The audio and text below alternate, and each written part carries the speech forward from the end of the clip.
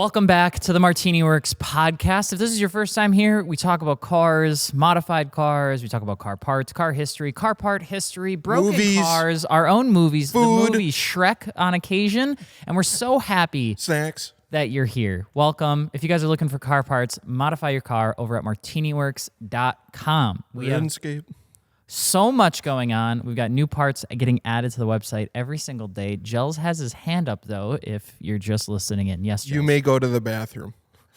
Where's our jingle?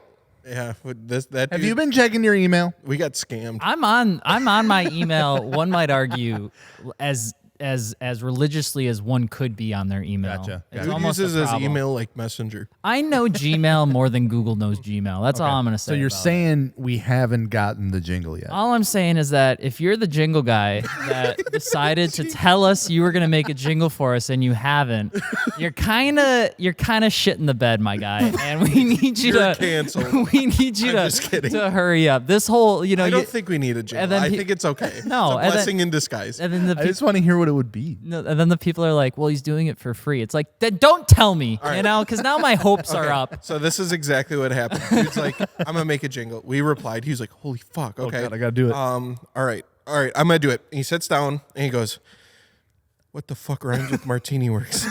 And then he just did not progress from there. That's exactly what happened. I bet you at least at one point of him trying to make the jingle, the McDonald's jingle came to mind at least 6 times. Yeah, He's like, is there a different way I can do ba-da-da-da-da? There's something to be said about jingles that get stuck in your head. It's a whole phenomenon. It's actually, there's a scientific study around it. It's actually crazy shit. It's actually the same thing as people who say when they're like, the tagline, Bond. James Bond. Oh, yeah. The art of repeating a single word in a very short sentence is actually something people do in movies all the time to get you to grow to like and follow, and that's a lot of times. Well, now I can't enjoy movies anymore. Well, everything's marketing and everything's psychology. I'm So Dakota I hate to from tell you nothing's funny. MartiniWorks. I work at MartiniWorks, and my name is Dakota. That's how I'm going to start the podcast every single I love time. it. I love it. All right, so we're going to jump into the first topic, which is, quite honestly, we're not talking about cars. We're going to talk about Kind of. cars is a sense. I hope car we talk. scene. This is an automotive Our podcast. cars. No. Our Okay. cars. Okay. Oh, so okay. I got before we got started here, I thought it was interesting. Shit. I forgot his name already. I'll have to look it up. I don't know. I was watching a YouTube video of the perspective of the car scene, because we always have people, I would say, in, what are they, 26 plus, I'll say, 26 plus, they talk about the good old days already with the car scene and how social media has ruined the car scene, all that stuff. And I think we've dabbled Those on people that are before. wrong. But he was saying he's a younger dude, and he wanted to give his perspective of, is it actually ruined? How do I look at it? You know, I got to see, just from what I gather, I didn't even finish the video, but what I gather was he was kind of like, it was better before social media. And I get some points, and that's what we're here to talk about is social media too much for the car scene? Has it ruined it? And if you guys are listening in and you're in a place where you could actually drop a comment, give us your thoughts. Was it easier back in the day compared to now? Can I go first? Yeah. Hell yeah. I think it's kind of a crock of shit, personally. And here's why. The car scene is always going to be what you make of it. And when you look back to the past, people will always look at it with fonder memory because things were typically simpler or easier, or you just weren't as smart back then. So you didn't know as much. As you know more, you turn into more of an asshole. And that's usually why old people are just grumpy fucks all the time. And so in my opinion, as you get older in the car scene, you get more aware of things. You're not as surprised by the sass and pizzazz of the world because you've already seen it probably once or twice. And I think the most probably obvious version of that is when you start hearing people on the internet talk about how Rotas are good wheels. And you're an older guy and you're like, what? No, they're not. They're reps. They're like the cheapest of the cheap reps that could ever come from the cheap rep world. Yeah. But there are people that are like, no, I really like them. They're super cool. They have really cool designs. And then you have to be the guy to do what? Explain to them. To explain to them, right? You're the people them. that when you were young, those don't do older that. folks. Like, shut up. Yeah, shut up, dude.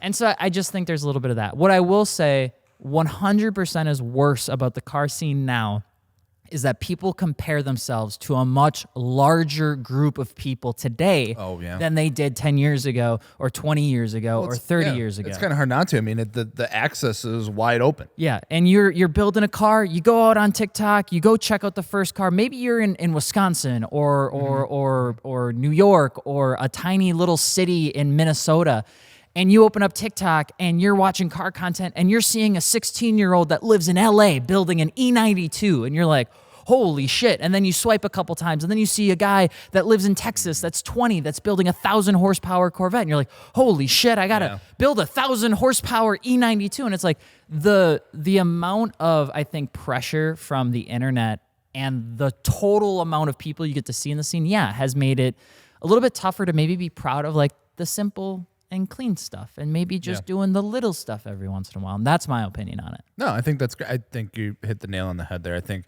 like you said, that that pool has opened up. I think we were kind of talking a little bit before this. It's like usually, the 60 people from your local meet and your group that you hang out with, back in the day. Now, like you said, you have access to seeing stuff from all over the world.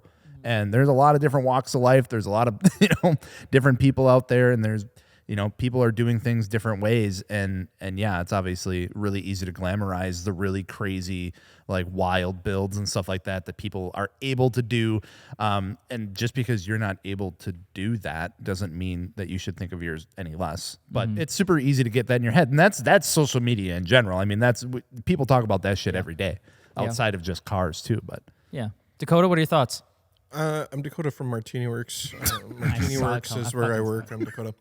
And Alex, I would say in all aspects of life, comparison is the thief of joy. And I think that social media has amplified that to no end, unfortunately. However, there is so many crazy benefits of social media too. So you can pull negatives out of anything you want. You can look at anything and find what's negative about it and highlight that. You do the same thing with positivity stuff, but it's a lot harder. Just because I think we're naturally wired, to just look at negative stuff. I don't know why that is, but it's the way we are. Maybe it's because the news always talks about negative stuff. And it's what grabs conversation. If I were to start the podcast off with, the new car scene is the worst thing you could possibly be a part of, you immediately get the attention of everyone. You get the people that agree, and you get the people that. But if I started off with, I don't think things are as bad as you think they are, and I've leveled out the playing field. It's like, well, people are like, well, okay, whatever. Yeah, there's not that shock factor. Why can't we just be happy? No, why can't we just be angry? No, I don't want to be angry. What I'd say is, like, I remember when I was getting into the car scene, I had my Mustang GT and then my Cobalt. What I would compare myself to was my friends, my local friend group. My buddy that had an SRT4, my other buddy that had a 3G Clips. And it was us like, oh, I put an intake on. Oh, well, I'm getting exhaust. It's coming. And that's what we would conversate about and talk about. And, of course, we've seen cool pictures of cars on the internet, but that was nice. That was something to work towards. That was inspiring. It has now become normalized that you go on your feed and you have 50 people in a row that have the most fucking insane cars. So I think your mindset is changed. It's different now. What the expectation is so much higher. So that's real. The thing, though, is I think a lot more things are more obtainable for you to do at home because there's so many guides, there's so many videos, there's so much help out there. Yeah. So you can achieve things. It's a lot easier to work on stuff because there's a fucking instruction for almost everything, unless you're doing some one-off weird Volvo shit or something. Yeah. And even then, there's probably still some guy. There's 3 people out there that are just making content like crazy on Volvos. Yeah. So again, there's pros and cons, but it's changing. And I think if you just want to be happy in it, you need to adapt to the time changes, and you have to remind yourself that you and your car doesn't need to be at any point that anyone else is at any age. If you see another 16-year-old and you're 16-year-old, and you don't have the same quality of car, that's okay. That's fine. You don't need to compare yourself. I hate comparing shit in general. It's natural to do, but you need to get away from that. And I think if you can get rid of the comparison stuff, the car scene is exactly the same. It's just about, if you want to have some form of competition, find it in a healthy way. Yeah. And if you're looking at a 30-second TikTok as your form of competition for building a car, you're setting yourself up for failure, because it's such a incorrect way to look at how cars are built. I think the one thing that frustrates me now more than ever before, though, is that people try to climb and rush and sprint through the experience of what it is to be a driver or to be somebody who loves to modify cars. And I'm seeing it a lot, especially right now on TikTok, where I see people just straight up lying. They're just lying about what they're doing, or they're lying about their performance, or they're lying about their track times to get attention. This just came up a couple days ago. This guy, he's a younger kid, and I'm assuming he's really passionate about trying to get out there, trying to race, trying to become a race car driver. And I love it. He's got this Elantra or Hyundai N, cool car, posts lap times and things like that. But he started to, what people are accusing him of taking other people's lap times and wiping the names in the car and then putting his name in his car and his time on there, and then bragging about that to his audience, talking about how fast he is, how he's faster than Porsches and 2SS Camaros and GT3 RSs and things like that. And it's like, you're setting yourself up for such a bad experience by faking it. Like, in my opinion, I feel like it's almost better to show how bad you are first and to show the progress over time. I think, at least for me, that's the content I've learned to really enjoy as I've gotten older, as I've built the S2000 and I'm trying to drive it, and the 430 and the GRD6 and the Glory is like, instead of telling you guys how freaking incredible I am and how perfect I am on the first time out, I'm going to show you how much I suck. I want you to be dropping comments saying, why did you have ASM fix that when you could have fixed it yourself? And the answer is because we didn't have time. And that's the reality of sometimes building cars. I'd rather do that than tell you that I did it myself and not be honest with you that ASM did 80% of that work. And I think hopefully you guys hear it. Authenticity is always the best way to enjoy something you love. When you try going out there and everybody wants to be a fucking content creator now, everybody wants to make a TikTok and have a TikTok following and become a TikToker or a YouTuber. And it's like, dude, you do not have to capitalize every single one of your hobbies. Just fucking enjoy it and do it in the most authentic way you can, and it won't burn you out. Unless your hobby is making content, then you should probably just capitalize on everything. Because I feel like I'm in that spiral. Like, anything I do, I want to make a video of. Yeah. Because I've done that since I was like 8 years old. Which is fine, but there is an element, even in you doing that, where you have a pressure to do it in a certain way. 100%. To perform a certain way. We talk even before about how it's like, you need to go out there, and when you're doing that video, you got to have more energy and more excitement, and you got to be a little bit further out there, because otherwise people won't watch you. And it's called like this YouTubeification of delivering information. It's like, I can do it right now for you. You ready for this? Yep. This is going to be gross. You ready? Actually, no, I'm not ready for it. No. What I found out in my Honda S2000 might surprise you. And today, we're going to find out just what it is. It's like this news reporter-esque style sound. And now TikTok is kind of flipping that on its head, where it's like, I have no idea what the fuck I'm doing. Let's jump into it. And it's like, yes, I like that. But now these two types of things are like clashing. Yeah, they're like intermingling, and it's really weird. And it's people like me, I'm still trying to figure out like which way do I like to do it, to be honest. But dude, if you like content, awesome. I see so many people trying to rush it, and it can't be rushed. I compare myself constantly in not the healthiest of ways. I look out there and I see Adam LZ just fucking crushing it on YouTube and content and getting tens and hundreds of thousands of views. And then I'm out there and I'm like, why the fuck does this video, just not do well, And sometimes you got to remind yourself, he's been doing it for 10 years. You just started off again. So either work harder or make the video better, or stop beating yourself up. Like, what's your choice? And if you're out there and you're kind of doing the same thing, what Dakota said, but also try to find one small thing to improve, make it better, but never lose yourself while you're doing it. Otherwise, what the fuck's the point? Yeah. If you're doing it just to feed some sort of algorithm, and at the end of the day, you have no idea why you did what you did, maybe time to take a step back and be like, hey, what's going on? Yeah, exactly. Yeah, you got to make, I don't know, just make content that you enjoy. I know that sounds corny and cheesy, because it is corny and cheesy, but it's the only way you can be consistent, and consistent's the only way that you can keep growing. Sometimes the answer that you need is really the one that's right in front of you, and it's the simplest one, and that sometimes sounds like corny, but it really is. It's like, if you don't fucking enjoy it, if you're not enjoying it, why the hell are you doing it? Oh, God, yeah, that was a really great tip. I don't know if it was Dakota. I don't know if it was you that told me this or somebody else, but it was quite simply, if you wouldn't watch your own video, nobody else is going to watch it. Yeah. Just, if you enjoy the content you're making, don't look at the views. Like, just make a fun video. If you can watch it again, let it go. Yeah. Like, let it get out there. And the moment you start thinking about the algorithm and this, that, and the other thing, it gets weird. And it's really muddy. especially tough because you take that back a layer to like the car scene,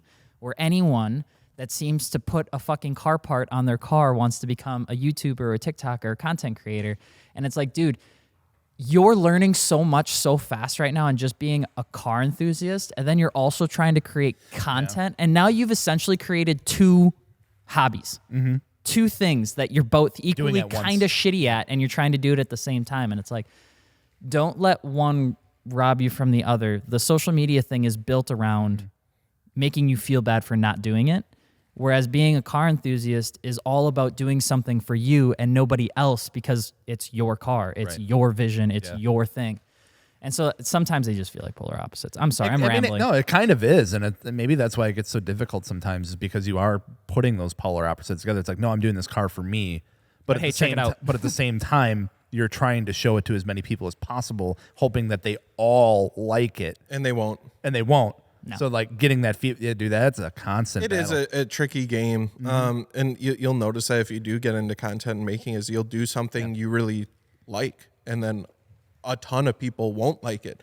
And even if you like it, in the back of your head, it's hard to not hear those voices and think, well, maybe I should take it off, you know? And it's like, fuck, well, now you're not even doing it for yourself anymore. Right. And two, it gets dicey too. Let's say you even become successful at creating content.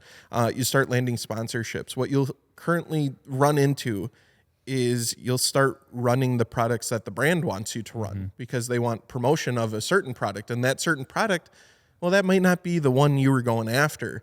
And it can spiral so quickly into, well, now this isn't fun because I'm removing stuff that I liked because people said I should remove it. I'm putting these wheels, these tires, these coilover, whatever, because, well, I got a brand deal, I got to promote it.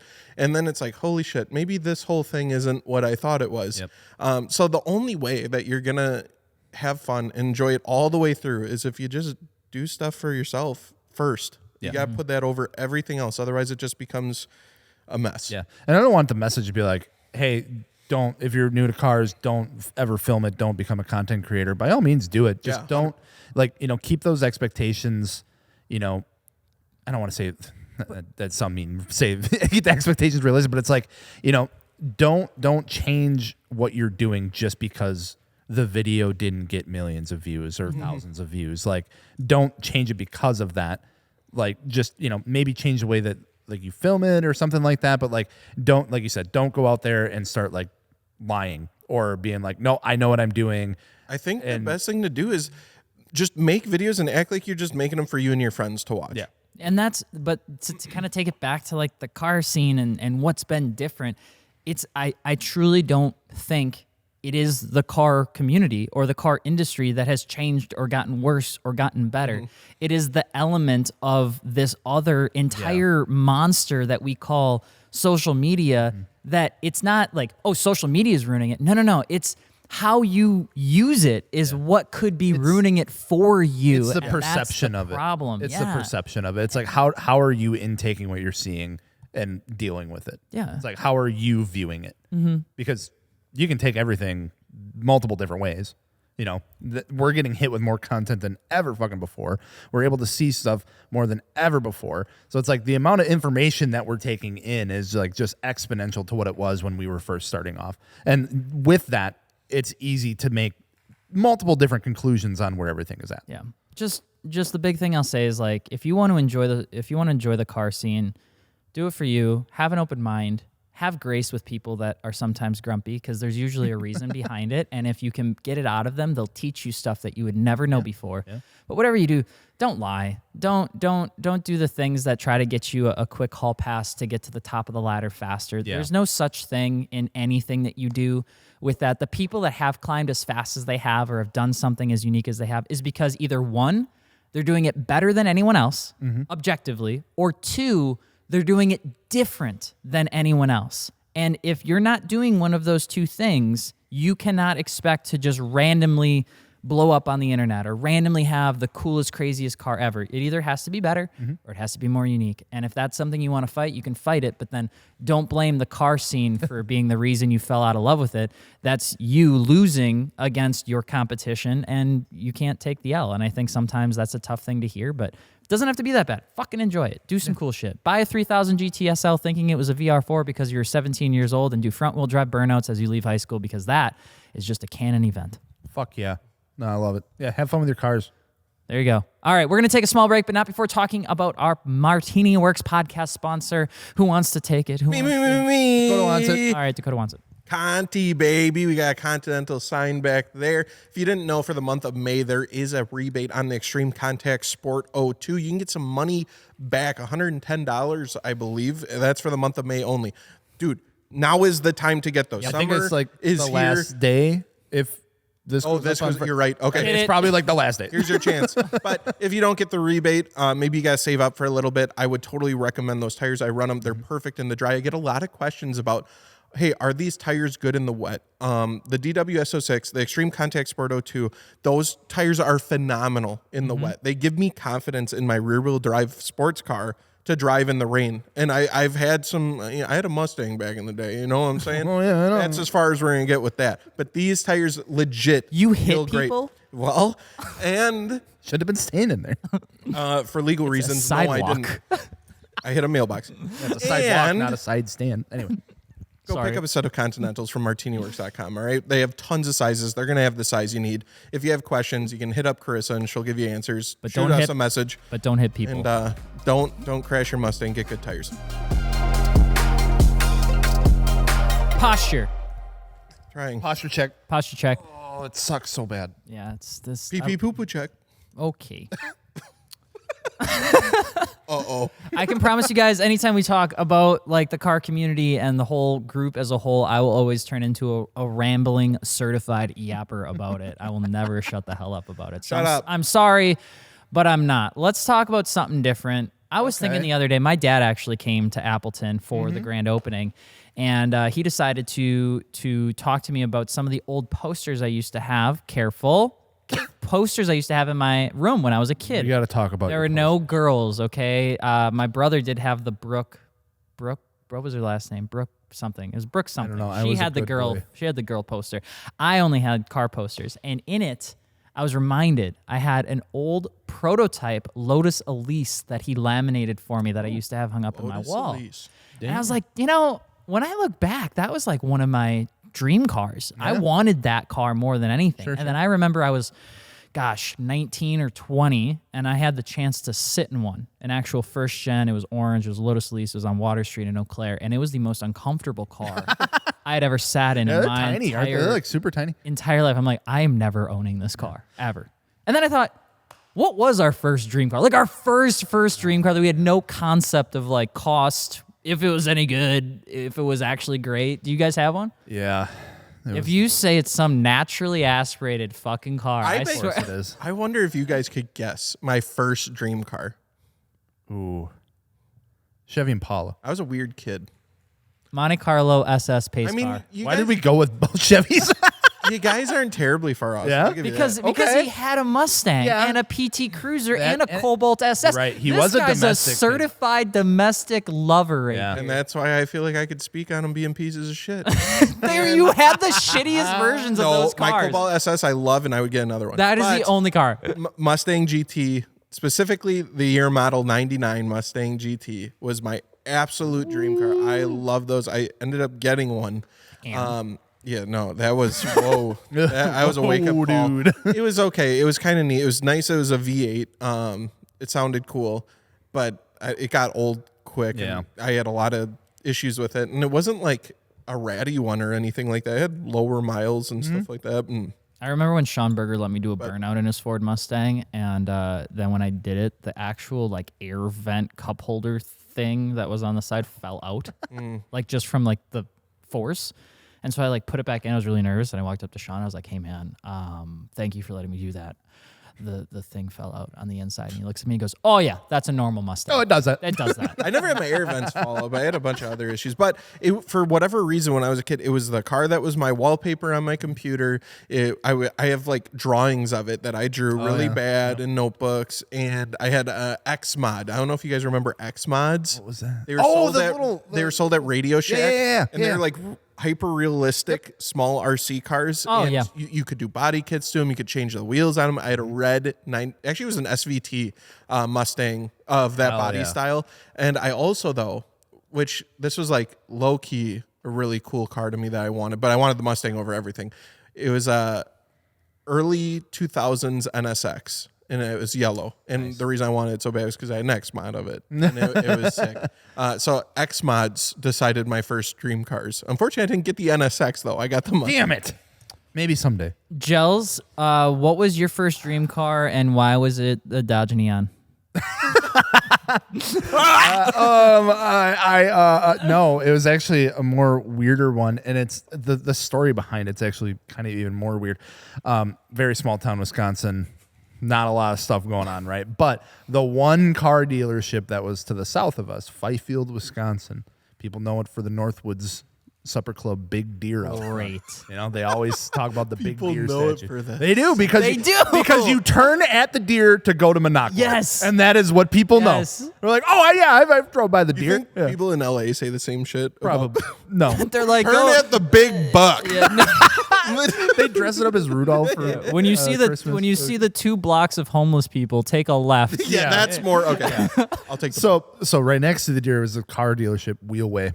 And the owners, they had a collection of like older cars. And I remember specifically, I fell in love with the fucking Plymouth Prowlers that they had. Oh, you're like Yuri. And I remember like they had like a purple one, and like I ended somehow, I think I still have it, had like a die cast like version of it too.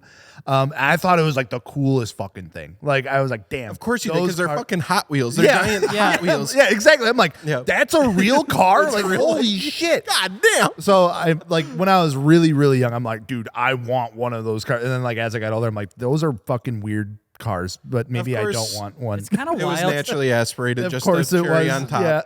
Yeah. I had one of those in my like poster in my Yeah, I remember they had the They were They were on posters. folders. They were everywhere. posters. Yeah, well, I People don't. love the Prowler back then. But it's like they didn't though, because I don't know. Maybe they're just limited production. I'm assuming they were, because who the fuck? But Yuri is like, no.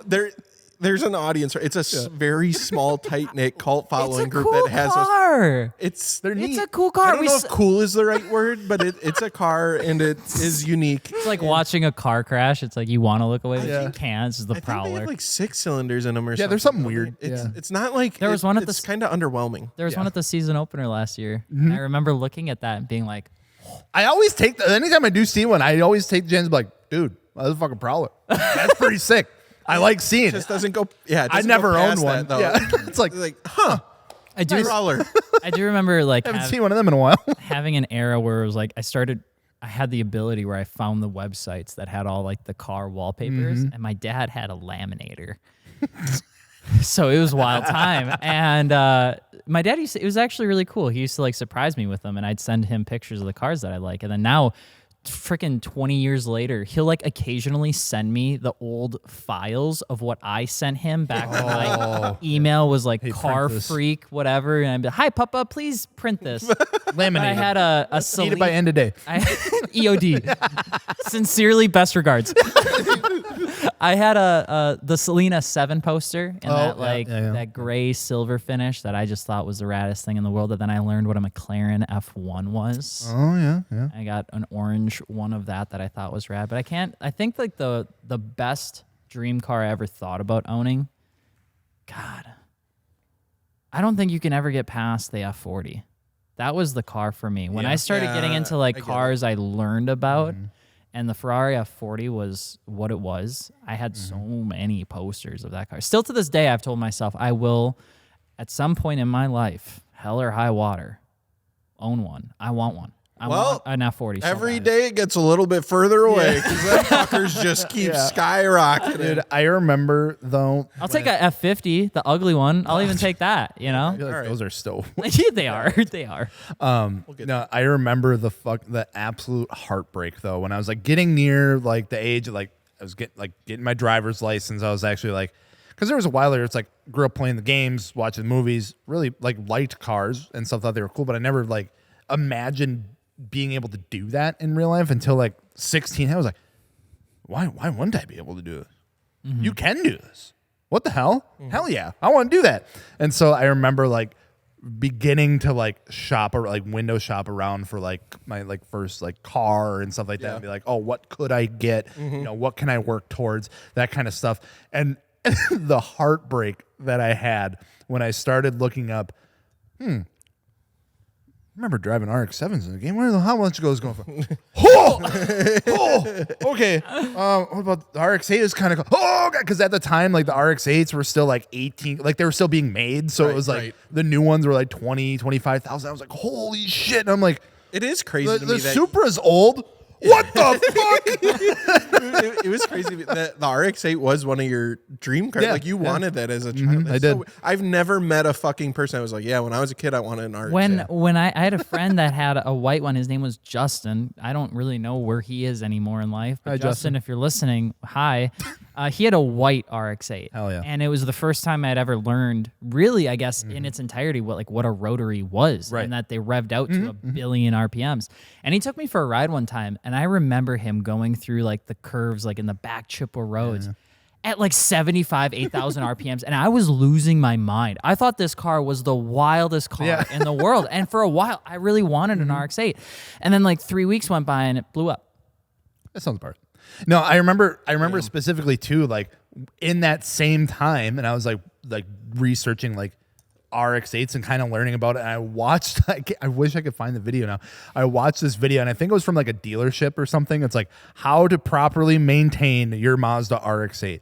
And I'm like, the fuck does that mean? I was watching. He's like, all right, well, when you start it up, you got to let it get up to this operating. Don't shut it off, and all this kind of stuff. When you're done driving the car, make sure that you let it come down to idle. And it's like there was like all this like procedural steps. Like this car was like, damn, this car is fucking crazy.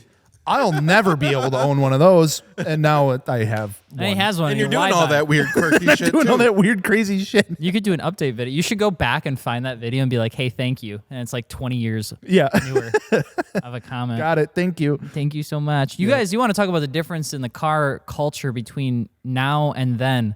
Okay, the internet was not the biggest problem that you needed to worry about when you were, then young. It was going to a dealer or going to a private party or calling somebody through the newspaper or Craigslist. Oh. And them berating you for having a fucking light-ass voice or knowing that you were 16 years old and you knew nothing about what you were trying to ask about. When we were looking for my second car, I remember going to the dealers and trying to find a 3000 GT and calling people. And, dude, I got shat on so hard. People would be like, how old are you? I'd be like, 17? I don't know if my balls dropped till I was like 22. I don't really know what's going on. Okay, all right. And I was like, Your guys' balls drop? What do you mean by drop? I was like, How far? I was like, yeah, I'm looking for a 3000 GT. And he's like, you don't sound like you could afford one. Did you pick him up? Sorry.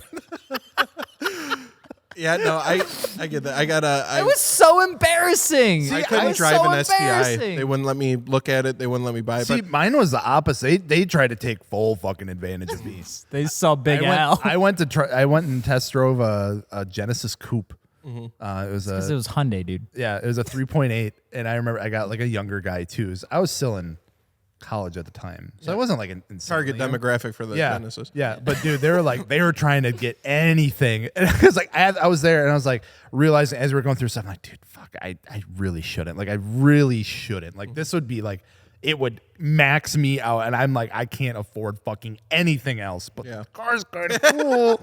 and the biggest part was too, it's like it wasn't even the one that I wanted. I wanted the 3.8 manual. course, I didn't want the 2.0 turbo. But they had a 2.0 turbo automatic, and the dude was trying so fucking Can't imagine hard. why. He was trying so hard to like sell me on it, and I'm like, dude, it's just not what I want. Like the price I'm proud point of you. isn't there. And dude, they were trying fucking everything. I got the opposite. They were just trying to get me into that bitch at the highest fucking interest rate. That's a Hyundai dealer for you, brother. I love that shit. I would go into dealerships and I'd be like, I'm ready to fucking box you. Let's go. Like, we're going to go back and forth. I was ready. Like, starting at 16 years old, like, I went and I negotiated for my Cobalt SS and like, the Mustang, like I would sit there for hours and just be like, no, I ain't fucking do it. I was a rock solid. I think I got that from my dad. He always loved to negotiate shit. And so like growing up, dude, I'm like, I'm ready for this. Crack the finger, sit down and be like, all right, go get your manager. Let's play the game. Let's play the game. What's the best you can do? All right. What's your next best you can do? All right. You know, like I love that shit. I live for it. I feel like that's not even a thing anymore. No, it's not. It's realistic too, because I did it once at a dealership. This was a few years ago. And they're like, listen, guy, like, I don't know what you fucking do. Like, you need to calm the fuck down. He came in, cracked the knuckles. Yeah. He's like, you need to chill, this brother. bullshit gotta stop because we have the internet now, all right? He's like, I'm not competing with Johnny down the road. I'm competing with the fucking guys in California. Everyone can see the price of everything. Yeah. This is legitimately the price we have to get, because if I go any higher, now I'm competing with fucking 500,000 dealerships. Dude, oh my God. My mom's gonna hate me for this part, but dude, I can't go to dealerships with my mom anymore. Why? Because she was the same way. She steps foot on a fucking dealership lot, and she fucking flips. Like the switch comes on. She is Defense mode? The defense mode. Hard ass. Nothing's good enough. This thing's fucked up. You're out of your goddamn mind that this truck is. My mom. I love it. Is like, and like I remember it was My mom. a couple years ago, and it's like I kind of saw it hit her too. It's like, fuck, it's not working. Because like we were up in some place in Green Bay, and I think she was shopping around for a new truck, and we walked in, and she like me, arms crossed, walking down the lot. The point up, that's fucking stupid. Why the hell do you have that package on that truck? That no one's gonna fucking buy that. Jesus. And I'm like, oh my God. And like the Ford dude, like, and the dude's like, Dad, I don't know. You know? And she's like, I'll give you 25% of what you're asking for. And the guy's like, no. And she's like, what the fuck? That always works. I'm like, Mom, it's been a few years. It's a different time. The wars are over. I love you, Mom. I can't do the dealerships. I still think you can negotiate a little bit. Like, don't take the asking price, but it's not you're not going to go in and talk them $6,000 down. I promise. No. For me, the biggest thing has been negotiating not only with the dealer, but then negotiating with my wife at the same time. And they're both coming at me. Like, the dealer wants me to buy the car. Becca wants me to buy the car. Becca's friends with the dealer like 5 minutes into it. Can you talk to your husband? Then I got to fight with my wife and fight with it. My wife is the biggest supporter of all the cars. He's such a nice guy. Yeah, he could get really good commission off this. You could really help him out. So this is the thing. I love my wife. She's so patient and kind because we obviously go through much more cars on my side of the fence than on her side of the fence. And there was a very brief period of time where we were looking at getting a Panamera, actually, because she just loved. You're still looking at she loved them. And I remember the first mistake was going to the dealer to look at them. Yeah. Because I knew with every fiber of my being, there was going to be so many no's I was going to have to get through like a no gun. And it's good the first couple times, but then you start feeling really bad. And so we were driving this Panamera, and it had all the stuff we wanted. The color, bells and whistles. It had the interior color. And then Becca's like, so can we get it? Mm-hmm. And I was like, well, why don't we need to think about it a little bit? Here. And I drove it, and I like it. And her response was like, what is there to think about? And I'm like, well, the price, and kind of going through that. And then she hit me with a double. She's like, how many cars do you get compared to how many cars do I get? And I'm like, okay, just give me a minute. And as that's she's happening, standing on business. Just so you know, as that's happening, the sales rep, got really good financing. It'd be good, it'd be easy. And so I had to like shuffle through that. Yeah. And now to this day, we don't have a Panamera. And now to this day, Panamera. Becca is mad at me for not having a Panamera. My negotiation skills. So instead, we're buying a truck. Yeah, a truck. Panameras and trucks pretty much same. Long, big. big room for things. weird in the back. Yeah. Weird in the back. Yeah. The shack's just, It just ends. Yeah. I'm not really sure why. If you guys have any crazy stories or dream cars that you had as a child that as you grew up, you're like, what in the hell was I thinking? Let us know below. Just I'd love to add know. another comment. There's gotta be some we're weird not ones angry. out There's there. got to Maybe be some we'll weird read ones. them on the next podcast Yeah. if Oh, you yeah, got a that'd be good juicy one. And with that being said, we got to announce our next partner for the MartiniWorks podcast. Jez, you want to take her away? Yeah, that's, of course, Fortune Auto. If you guys don't know, Fortune Auto has been a long supporter of the MartiniWorks brand and podcast, and we are happy to have them on board as another sponsor for the podcast. Now, this isn't just another brand that we like to just talk about for the sake of talking about. It's a brand that we actually trust and run on a lot of our vehicles. Dakota's running them on the Supra. Yeah. Alex got them, I think you got them on 2 cars. Yeah. And I got them on my drift car, and they do absolutely amazing in any condition that you can put them in. You can customize them to whatever your needs are, whether if you're just looking to street drive the car, if you're looking to track the car, or if you're looking to do something really wild with it, Fortune Auto's got you covered with either their 500, their 510s, and beyond. They're customizable, they're rebuildable. It's a lifetime product, essentially. You can check them out at MartiniWorks.com. So thank you for listening, and thank you for Fortune Auto for sponsoring this podcast. Welcome back to the final segment where we call it breaking news. Yeah, I feel like I sound like the guy from SpongeBob, but I probably don't. No. They can't even do that anymore because the real SpongeBob account made a TikTok, and they basically banned that guy. Oh. I don't think Alex sounds like that fish that much. He's just doing it in like the same like rhythm, but not. Inflection? Yeah, but What does he sound like? I can't do it either. Why do you think I don't do it, Alex? Breaking news. No, that, what the No, that was way farther. Was that too away. far nasally? Yeah, it's not high pitch. Breaking news! Whoa! Yes!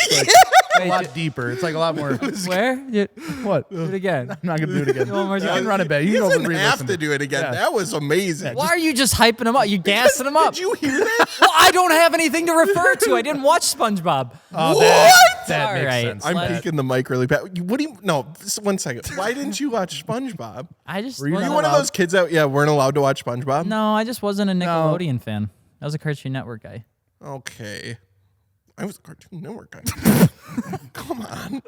Boring. I still watch Cartoon Network too, but you're not gonna not watch SpongeBob because of Cartoon. There was some times where it's like, Dude, I was Cartoon watching- Network had some bullshit. No, Cartoon Network Yeah. always was better than Nickelodeon for me because I would go on and there'd be like Teen Titans playing on Cartoon Network, and then I'd go to Nickelodeon and it'd be like some stupid reality TV show about Not- two kids in hotel or Are something. you talking about? Oh, That's Zach and Cody. That's also a Disney, show. yeah. Whatever.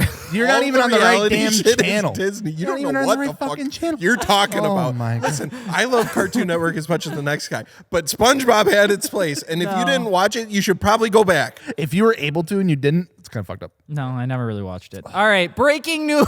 We're gonna have SpongeBob nights at the shop. Porsche 911 Hybrid beats its predecessor's Nürburgring time by 8.7 seconds.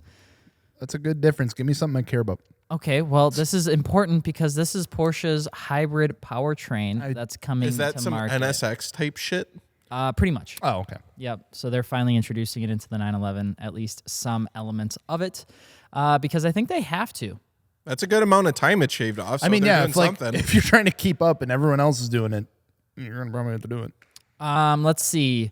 Hyundai eyes first hydrogen supercar by 2026. Hydrogen super.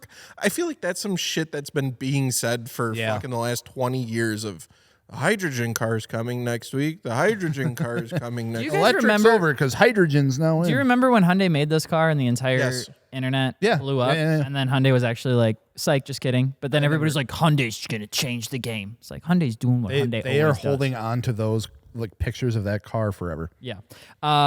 Top comment, and how exactly do customers plan to fuel these said hydrogen cars? I gotta stop at the hydrogen stations. Gotta stop at the hydrogen the plant. ocean. Oh, sorry. It's just water. Somebody goes, refueling isn't a problem because no one will pay $350,000. Jesus. Yeah. Hyundai. No. Let's see. What else do we got going out there? Toyota Gazoo Racing Division chief says he wants to create a GR SUV in the near future. Yeah. Why though? We don't fucking need that. Why? It's like the same thing. It's like they made. What did they make? Ford did the ST line. Of the Escape. The Escape ST. Yeah, well, they have a couple of them. But they're Explorer kind of SUV. nice. Yeah, but it's like What's why? the difference between that? What's the difference between putting a performance trim on an SUV versus putting a performance trim on a wagon? The wagon's cooler. Wagon's cooler. All right. Well, that's subjective, and I agree. But I'm just saying wagons don't exist anymore. So where does it naturally go? I think I'd just be happier if it like had like the SUVs had their own line. Like What, like Hyundai did with yes, Genesis? flip the fucking letters. I don't care. Oh, you just don't think it should have the same. Yeah, I think it's shouldn't be a it's a GR. different category. Bro, Well, okay, people are so I dumb. I caught myself because I'm being a hypocrite because I don't mind like Silverado SS trucks and stuff like That's that. what I'm saying. I must have some weird hatred towards SUVs that I'm not think fully we comfortable all do. speaking publicly with. Oh, sorry. In front Anyway, of the cameras. next. Hurry. Okay. Car, Quick. The SpongeBob. Lamborghini. See, this is all like, there's no like basic shit right now. Everything's just wild speculation. The Lamborghini Huracan replacement, because they beat that one with a dead horse for like 10 years. That analogy's not right. Dead Bull. Will get a 10,000 RPM flat plane crank V8. Hell yeah. V8.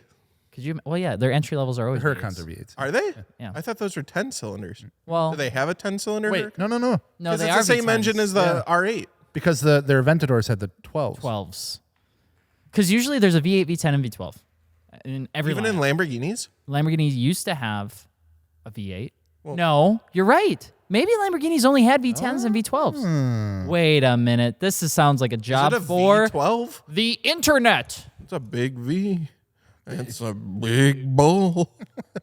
Boom. That's some bulls. Bull balls. Just keeping the dead air Yep. alive. Come on, Alex. Come on. Anyway. So- They're actually the called the Rocky answer- Mountain Oyster. So the answer is I don't really think so. Not since like the 1980s. That they haven't had a V8. The Lamborghini V8 90 degree first one was made in 1970 for its cheaper cars, but it doesn't. I'm not really seeing anything that would insinuate that they're in anything too new. But Lamborghini showed off a turbocharged V8 hybrid that's going in the Huracan's replacement. 5.2 liter V10 is going away when the model ends production this year. Lamborghini says the 634, the code name for the Lamborghini Huracan replacement, will use a turbocharged V8 that can rev up to 10,000. That's going to be rowdy. That'll be rowdy, but it's definitely scary. You start putting a 10,000 RPM. You're talking high compression with turbos. Yeah. That's dangerous. The repairs and potential catastrophe is high. This is the same company someone that can else's problem. I ain't going to deal with it. same company can barely You make it. can buy a Lamborghini, you can buy another one. Yep. Wait, what?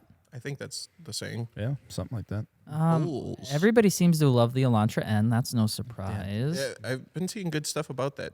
But a lot of it I always feel like is paid, dude. Like I don't know. could be. It's hard for Hyundai me. does spend a lot of money on So much money. So much They had money. to dig themselves out of the Yeah, hole. to be fair. But bro, it's like every time they release a new model, it seems like they are. I'm always trying to like discern what's the actual like organic support and what's the I got paid Right. $3,000 to make a 60-second integration about the car. You got paid $3,000 to make a 60-second integration about the Hyundai? Because No. you did a Hyundai car review, and now I'm Did. questioning it. I was honest about it, but no, I didn't get paid. Okay. I'll do some more research. You think I got paid for that? I'm going to check for that paid promotion. Because you said you hate it a million times. I didn't say I hate it. That's what the internet took from. Sorry, you didn't like The internet, the worst part about it, I remember when I dropped that Hyundai Elantra raw review video, I was literally it was being uploaded as I was in traffic in Los Angeles as we were heading to this Tesla car expo with Abe Cho and the Adro team. And I remember when that happened, everybody that I was with was driving a Hyundai or a Kia. Every single one of them. They just all like turn. And they were all so nice. They're beat you up. incredibly nice people. They And all they're got like, the notification on their phone. They're like, wait a minute. They're like, you really didn't like it, huh? I'm like, oh, that's not what I said. Anyway, what's the most interesting car you've ever seen driven by a non-car enthusiast? I love this question. I saw this one earlier. I have seen so many, like, not expected people get out of immaculate, damn near perfect Honda S2000s. I don't know what it is, dude. There must be a group that came out of the fucking woodwork of the Fox Valley, Wisconsin. I've like literally peered into cars that are like at a movie theater that this old guy's like getting out and be like, oh, nice car. He's like, thanks. I'm like, tell me about it. He goes, oh, barely drive it. 26,000 miles. Just really enjoy it. I'm like, gem. You know why that holy is? shit, dude. I feel like in the sense of a Corvette or something, the S2000 is a car that just like to non-car folk, like it's that sports car. Like someone looks at it, it's like, oh, that's a nice sports car you have. Kind of like a Corvette, right? But if you don't want to be that generic guy that gets a Corvette, you're like, well, what other sports cars are out there? Like, I want something that's kind of looking like drop the top. Yeah. You're looking at like a Cayman. It is the official old guy car. But I've seen old women driving them as well. That's what I'm saying. Yeah, It's they like, are mint. Yeah. it's like it's almost as if those people went to the dealership to find a fun car, but they trusted Honda because they've owned Hondas like their whole life. Yeah. And they just went to and they're like, just kind of looking to see if you had something. That's fun. That looks sporty. That looks fun. And literally, fun. literally Honda was like, well, we got the S2000, and they're like, I'll take it. Yeah. And then they just never drove it. Like, it's 2000? Oh, Yeah, that's I don't not know. bad. I don't know what fucking dealer around here is upselling people who are looking for base model Imprezas to WRXs. Oh my But God, the amount bro. of just bone stock WRXs that I see around fucking Wisconsin. Not here, even a decal on it. nothing. I'll tell you. It's like, I'll tell you what it is. and it's just the most Tell random me. people. Then I have a car. There's the new WRX has been offered with a 0% APR program, and that's why you see so many of them. Fucking everywhere. There's traffic here. I'll see like a WRX. I'm like, oh, I wonder who that's a. Yeah, Mom. There's nothing, going on. I have an interesting one. One of the weirdest one that I've seen, like a non-car enthusiast. It's tough. He appreciated cars, but he wasn't like a diehard car enthusiast. It's in my local town of Beaver Dam, and there's a bowling alley, and there is a 1,000% cleanest 240 SX bone stock sitting there, completely like this shit literally looked like it rolled off the showroom floor, like not the saying like it did. And I found the guy. I was like, bro, what? What, like in Beaver Dam? Why do you have this? He's like, I bought it brand new, and just that day that I bought it, I knew it was going to be something special. He's like, Aw. I have all the kids come up to me and try and buy it from me, but nope. Dude, that dude's sitting on a fucking gold mine. So I've Dash, perfect, no cracks, No cracks. immaculate. It was all of it. All of it was brand new. Frame rails, Yeah. solid. Yep. Car, straight as an arrow. one color. Door panels, smooth. What else? I remember, I think when I was younger, I got to see a BMW 2002 that was really original. It was an older guy driving it. I didn't know anything about the car. It just looked so interesting. And a part of me like still, for some reason or another, has just such a love for those cars. Yeah. I'd never see them anymore. I don't see anybody modifying them, but they're so rad. They're like this little small, like not even, it's a 2-door coupe 2-liter, which is why the 2002 came. But it was like before they had success with the E30 like M series cars too, and it's just such a rad little thing. And I would just love to drive it. I got one more. Go ahead. That I just remembered when I was working at O'Reilly's in Menominee, Wisconsin, and it was just some random day.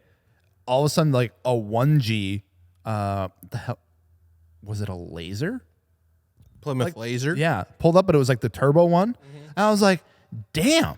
Like, first of all, like seeing like a 1G DSM running, pretty rare. Yeah. But then it was like the really weird one, like the Laser, right? Yep. And this old dude gets out, and I was like kind of excited to see it because I saw like the intercooler in the front. He's like, yeah, I don't know, I just bought it. I daily it. I just beat the fuck out of it. That thing's a piece of shit. I fucking hate it. Anyway, I need, and I'm like, okay, never mind.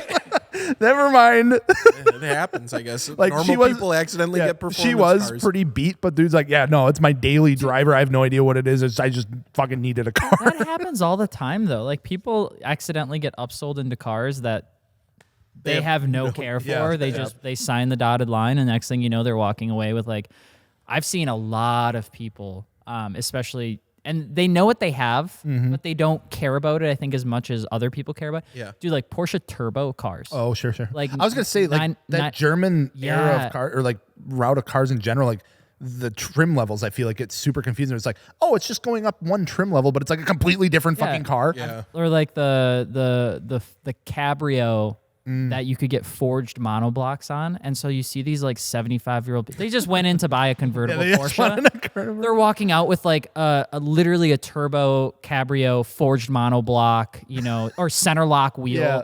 And They don't. There's no chance. There's no chance they know. There is absolutely no chance that they know. And it's like, dude, I want one of those so bad. Yeah. Damn. Finally, to end up the podcast, something that I always think is interesting is the report card that used to be sent to me on the Nissan Z is still boggling my mind. If you guys don't know, when you buy a new car, it's watching you. It is listening in.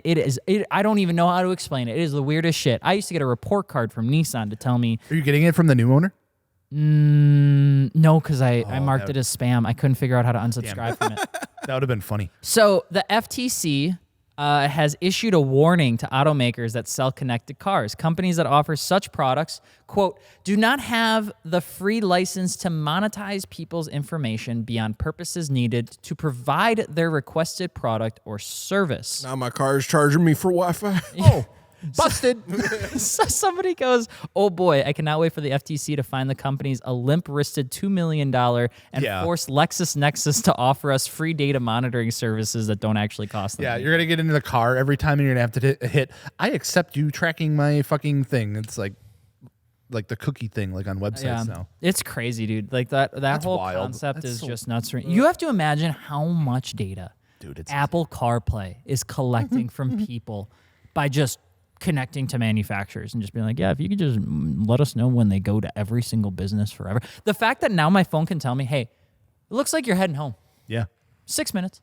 I'm like, how the fuck do you know where I'm going? So now I just stop just to like give the data the middle It's like, finger. hey, this is where you parked your car, just in case you wanted to know. We also know everything that it's nearby, and we know what you're doing. Good luck. Does that bother you at all? The FTC won't let me be or let me be me, so let me see. They now track my Nissan Z. Fucking bars. Eminem, watch out. Oh, god damn. You guys will have to let us know what you thought about the podcast today. And of course, if you are looking for car parts, don't forget to mod your car at MartiniWorks.com. I will say as well, something that's really exciting. We were talking about dream builds and dream cars when we were in the previous segment. And we did just launch a brand new YouTube series called the Dream Build Series. We're working on Lars's E46 M3 that he's wanted ever since he was a kid in Germany on the old Autobahn that he saw. And we're building it. We're throwing a whole bunch of cool parts on it. We've worked with some incredible brands. We got brand new stuff that's never been seen before that are on this car. And we're going to take it to Road America to achieve a childhood dream. So if watch that. If you haven't seen it, go watch it. A comment on there would mean the world to us because it is a brand new series, brand new format. And we would love to get your thoughts.